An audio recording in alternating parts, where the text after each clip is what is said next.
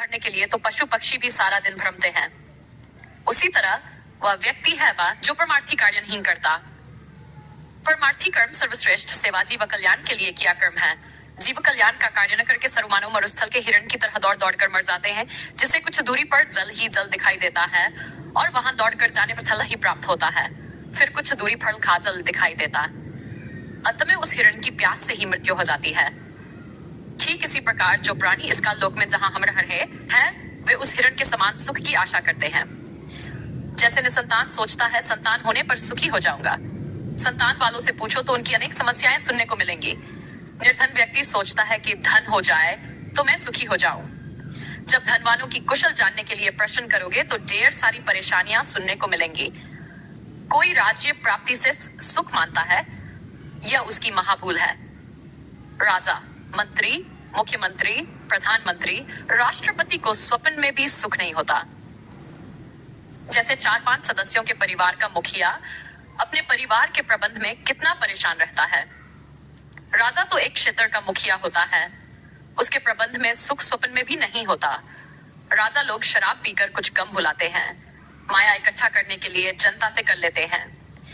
फिर अगले जन्मों में जो राजा सत्यापित नहीं करते, पशु योनियों को प्राप्त होकर प्रत्येक व्यक्ति से वसूले कर को उनके पशु बनकर लौटाते हैं।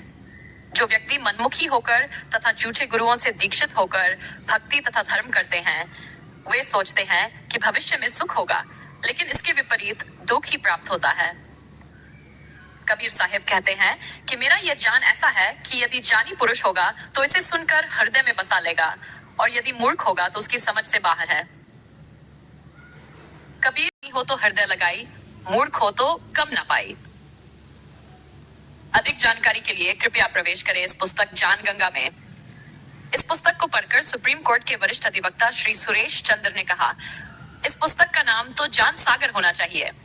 कलयुग में सतयुग, संत रामपाल जी के सत्संग वचनों से उद्धृत। सतयुग उस समय को कहते हैं जिस युग में अधर्म नहीं होता, शांति होती है।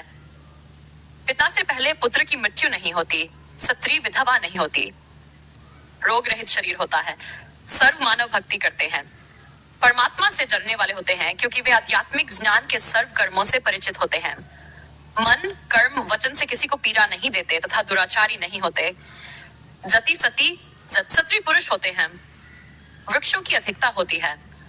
सर्व मनुष्य वेदों के आधार से भक्ति करते हैं। वर्तमान में कलयुग है, इसमें अधर्म बढ़ चुका है। कलयुग में मानव की भक्ति के प्रति आस्था कम हो जाती है, या तो भक्ति करते ही नहीं, यदि करते हैं तो शास्त्र विधि त्याग कर मनमानी भक्ति करते हैं। जो श्रीमद् भगवत गीता अध्याय 16 श्लोक